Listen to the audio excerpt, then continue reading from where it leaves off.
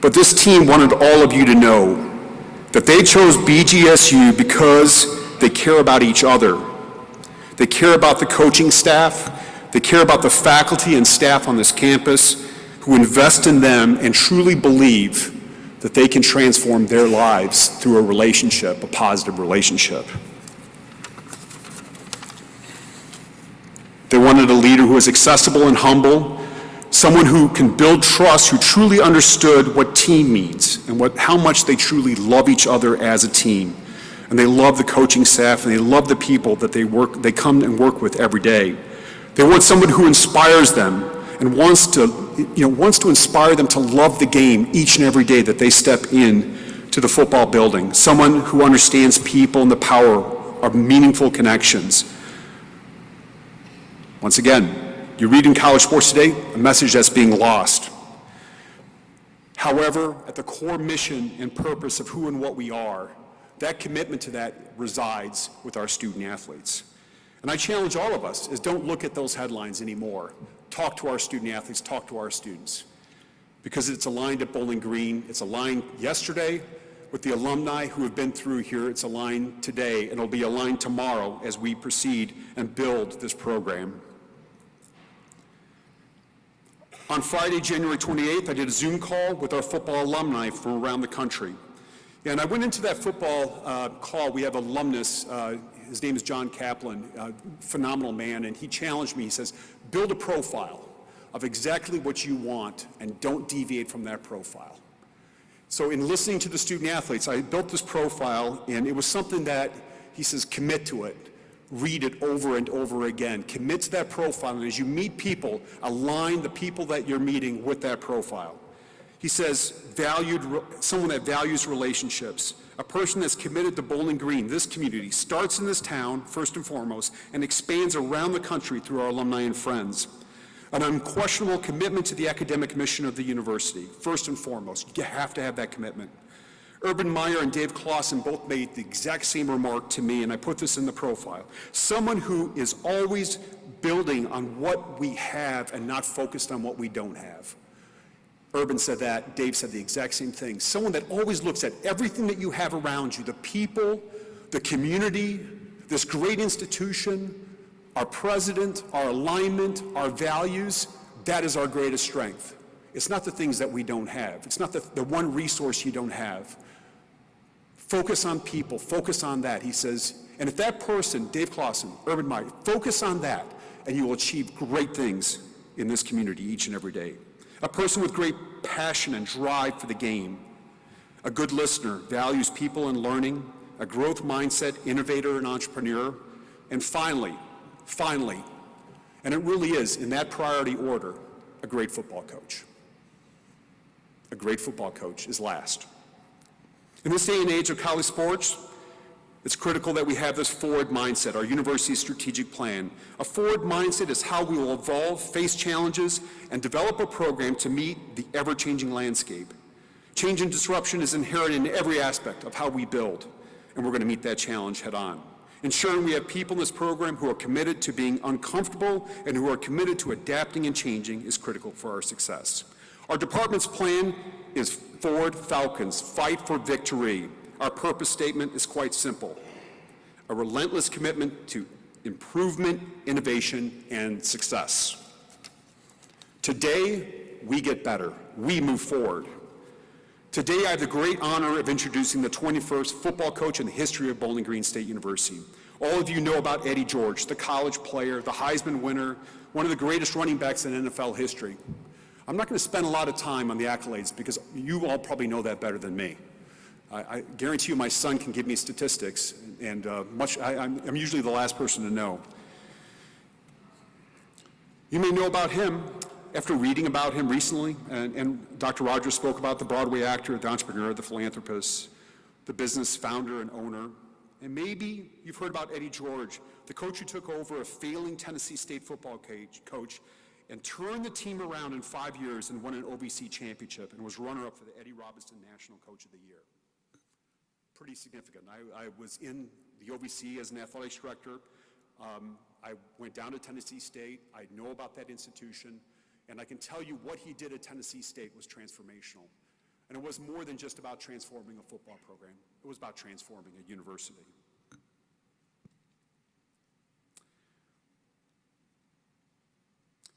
You know, after talking to Urban Meyer, he called me the next day and he says, I only have one name for you. So I said, give me names. Please give me as many names as you can. He said, I have one name for you. I want you to talk to Eddie George. I said, the Heisman Trophy winner, right? He says, yeah. He says, don't look at anything. Don't read anything don't read his background. Talk to him. Talk to the human being. After meeting with Eddie George during the search process, it became very clear to me that Eddie checked every aspect of that profile that we created. Eddie is someone who cares about people, values personal growth and development. He defines himself by his ability to adapt, adjust, and have success in every aspect of his life.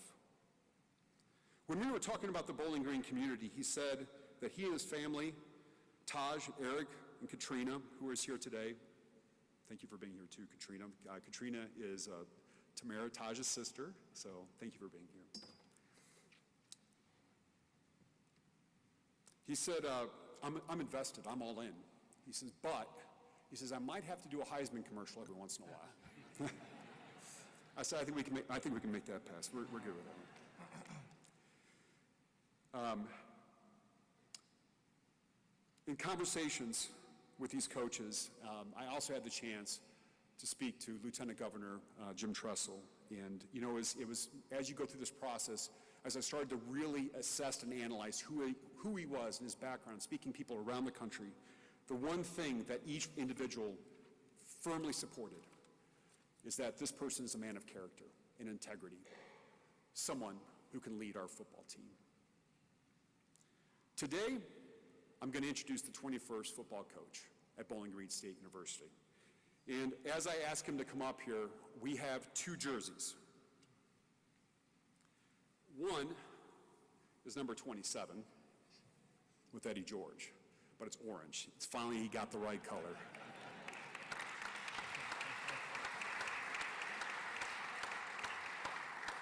So, without further ado, today I'm proud to introduce Eddie George as our new football coach.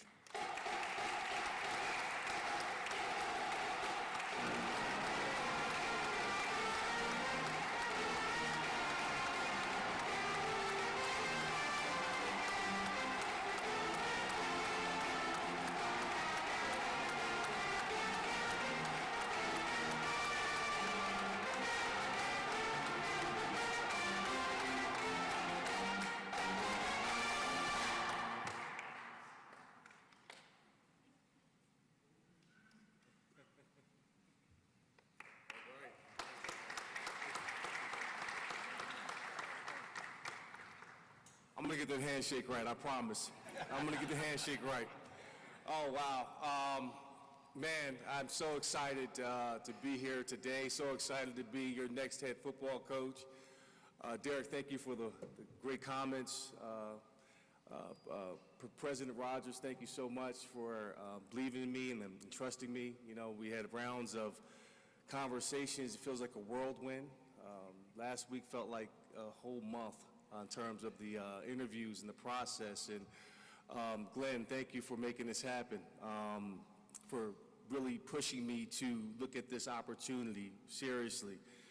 I stand before you with a heart full of gratitude. I mean, that's the one word that I come up with as I stand before you today, as I walk around campus, as I just meet people in the community, looking around.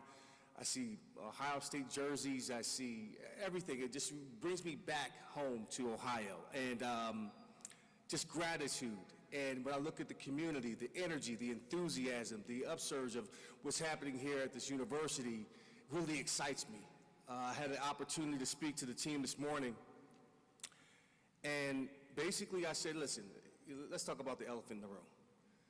You know, a couple weeks ago, you guys lost the head coach, and he's full of uncertainty and anxiety and fear, you know, lurking around the room. And as of recently, just yesterday, the same thing for me. Anxiety, fear, you know, walking into the unknown. Yesterday, I had to say goodbye to a group of young men, who believed in me as their head coach at Tennessee State.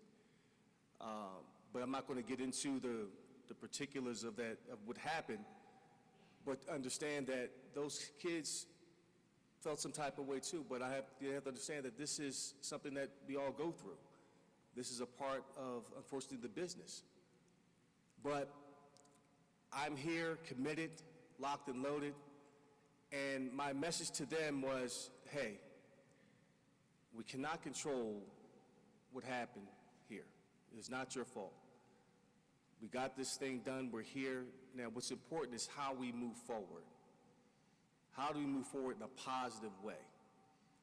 We lock in and we load it, we're locked in on one word, that's going to be a relationship. The 3 ships: relationship, ownership, and leadership. That's it. Focusing on getting to know me, I get to know you. We own the fact that, hey, we are here, but we have an opportunity to do something great about it. This is going to bring us together stronger. That's the choice that we have to make. And then we're going to find out who the leaders are that are going to emerge from this. Because I have every aspiration and intention on winning the MAC this year. That is the goal.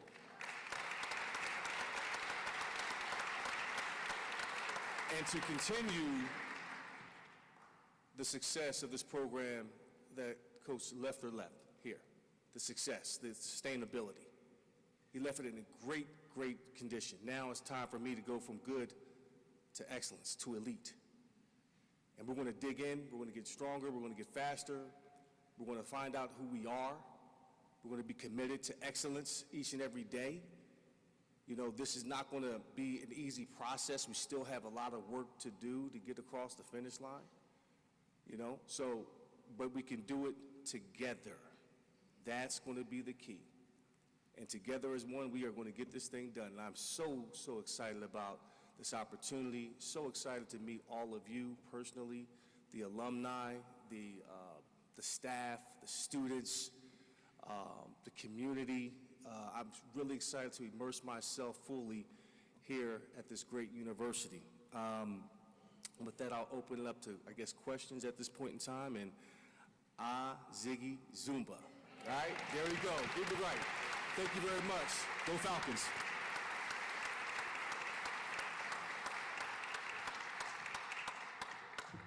Thank you. Media, we have members of the Strategic Communications Office on each side here that are for the media sitting down here, and then we have one in the back for the cameras. Please introduce yourself and give your media outlet. And we will start off over here, though, with Michael Burwell with the Toledo Blade. Coach, just how much of a full circle moment is this, knowing first collegiate touchdown for you was against Bowling Green, and this many years later, now you're going to be coaching them? You know what? I forgot that I did score. It's been so long. It was my freshman year, and that was the touchdown that started Touchdown Eddie. And the stadium should say Eddie, Eddie, Eddie. It was awesome.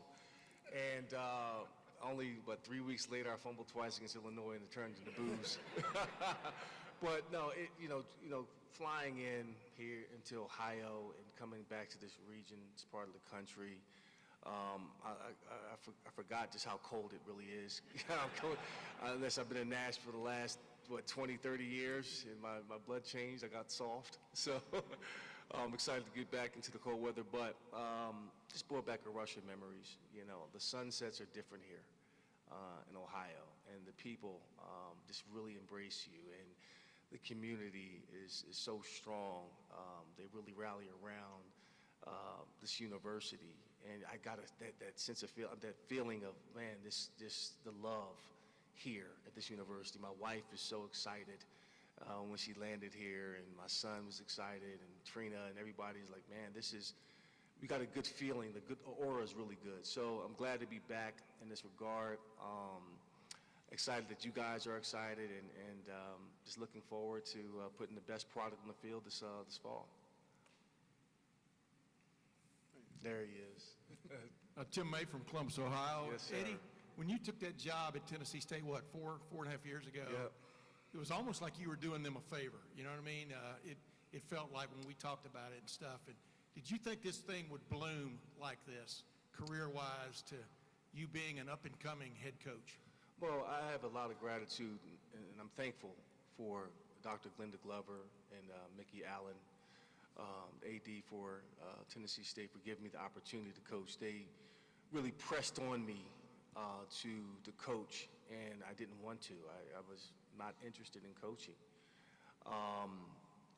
But when I really thought about it and meditated on the idea of giving back to the game that gave so much to me, all these ideas started flowing through my mind of how I would create a program based off of what I've been through during the course as a student athlete and as a professional athlete, and then after the game.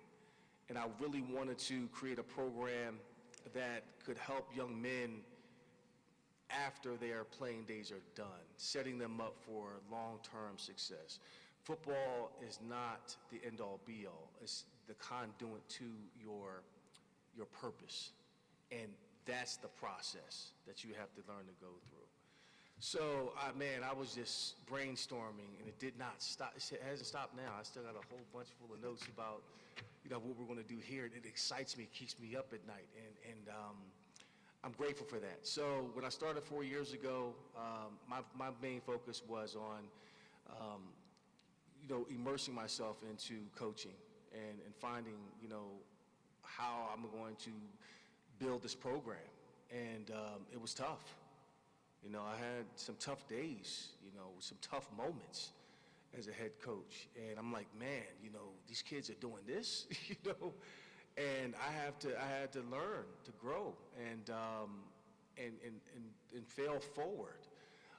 And that was a beautiful thing, to go from a tough, hard program that was not successful to becoming champions in 4 years, to walking into a locker room full of cigar smoke and looking at the faces, smiling, and like 4 years ago, going backwards, thinking about, man, we could barely win a ball game.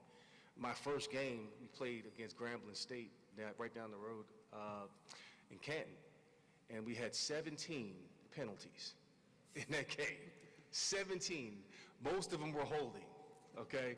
And the final game we played in was in Montana. I think we had maybe 2 penalties. So there was a level of growth there from that perspective. And that's just the tip of the iceberg. So I love what I do. I love being a coach. In our interview, I was telling Derek that I would do this for free, but I wouldn't do it for free. Well, you know what I'm saying? I wouldn't do it. I was offering him right there. right. However, I'm just saying my passion about it, I would do for free. Like I would play the game of football. But again, Tim, it's great and I've called on you time and time again during my time at Tennessee State about, hey, who do you think might be leaving in Ohio State? The guy, get him in the portal. And but no, it's great, man. I'm glad to see you. Glad to be back, man. Glad to see some familiar faces. David Briggs. Eddie, Dave Briggs, Toledo Blade. A lot of good jobs and opportunities out there. What attracts and excites you specifically about this place, about Bowling Green? That's a great question. Honestly, I wasn't looking for another opportunity. I was committed to finishing off my job at Tennessee State. From going into the last year of my contract, that was my focus. Given the challenges of the university, it was challenging, and it was a situation where it presented itself. I asked God maybe 3 weeks ago, give me a sign of what's next. Give me a sign of what's next, and I promise you, this is exactly what happened. As I'm driving back from Indianapolis from the Combine, I'm driving through Bowling Green, Kentucky. I see the sign, Bowling Green. And I look down at my phone, it's a message from Urban Meyer talking about, are you interested in the Bowling Green job? And I put the phone down. I was like, oh, boy. I was like, okay, what are you trying to say? Because I know that given the timing where everything is, we're 2 weeks out of spring ball. I'm thinking about, how we're going to run the ball this spring and duo day and all this stuff. I'm thinking how we're going to get the grit and grind going. And I'm like, oh, boy. And then Glenn called me and said, hey, you may really want to look at this opportunity, and I vetted it out. I called various coaches. I talked to my wife, I didn't talk to my son. I didn't want him to know as of yet. And said, what's the possibility? What's the reality of this job? What are the pitfalls? Can I be successful there? What is it? So spent the last week going through all of that. And then I just continued to walk in faith and not by sight. And I said, okay, this is meant for me. I'm going to go for it. And put my best foot out there and didn't know what to expect. I was saying, hey, if I get it, great. I'm going to go and give it my all and not turn this program around, but elevate it to another level. Or I'm going to go back to Tennessee State and finish the season off strong and let the chips fall where they may. And I live with that. So we worked it out. I think, during the interview process,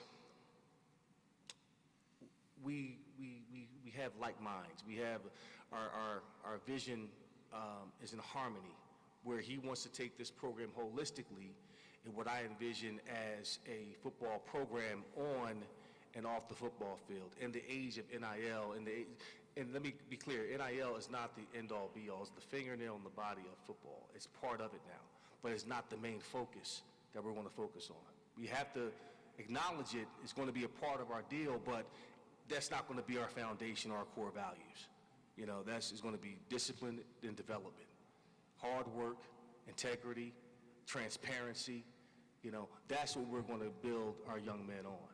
So within our conversations, man, we just realized there were more similarities and like ideas and excitement, and I see his energy and his entrepreneurial spirit, and I'm like, man, we can do some great things together, man, and that got me excited. So as a whole, Bowling Green, I played against them. I'm very familiar with the brand. I'm excited to see where this school is going, where this community is going, and I want to be a part of that.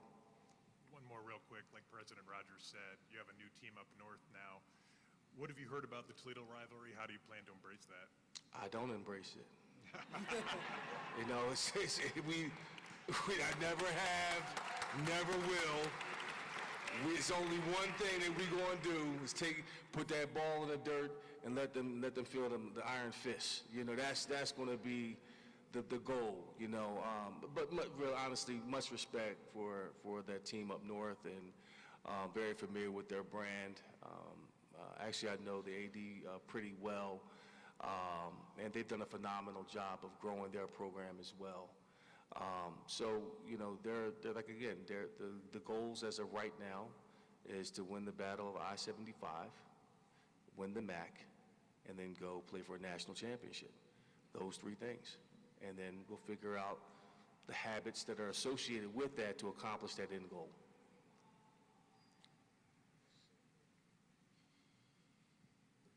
Good. Justin, over here.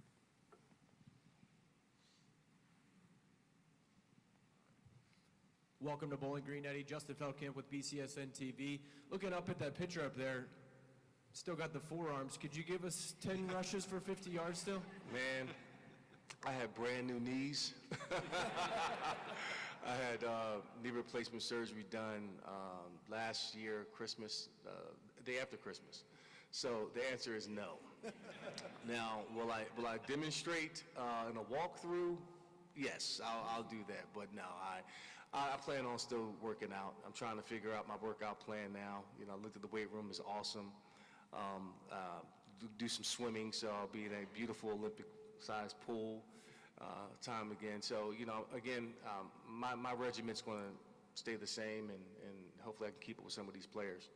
You mentioned the NIL, maybe not impact as much at Tennessee State as it does at the Division I level, but just kind of curious, what are your core beliefs as you, as the new leader of this program, navigate that portion, that fingernail that you mentioned of college football? Well, Derek and I are going to work hand in hand in that.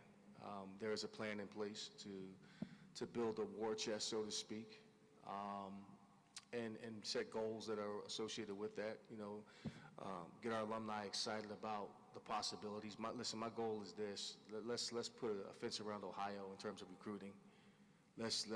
High school still matters, and I did not build Tennessee State through the transfer portal or through flipping a roster on an IL. I did it through development, hard work,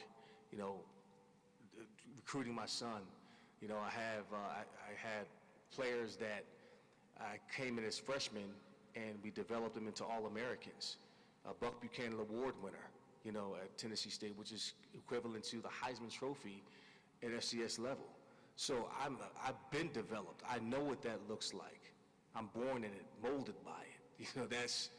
That's who I am, and that's what we're going to do. We want to put a fence around the state, and then we're going to figure out ways to use the NIL strategically and the portal strategically as we build this roster. Because the most important thing that you have to have is continuity. You have to have a brotherhood, that's a bond that's strong in that locker room, that if you are a real football team and you're a real one, you're vying for a championship, that's what's going to carry you through.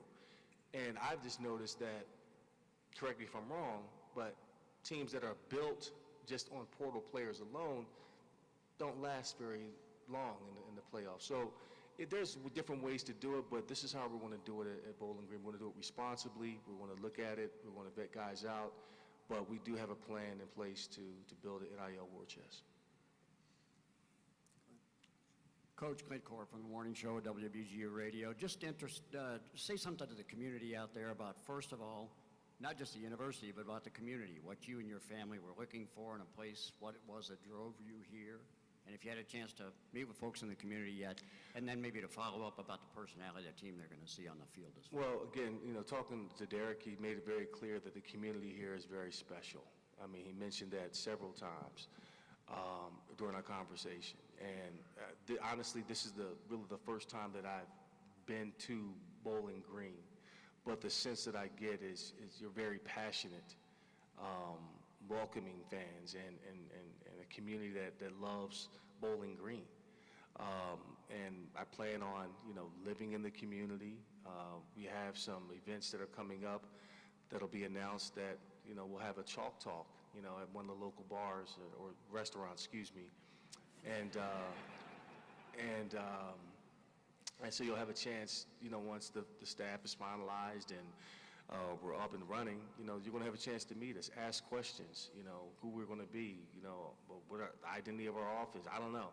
So we really want to immerse ourselves in the community, and I look forward to that. But, first impressions, man, I'm really blown away. It's first class. The people love you.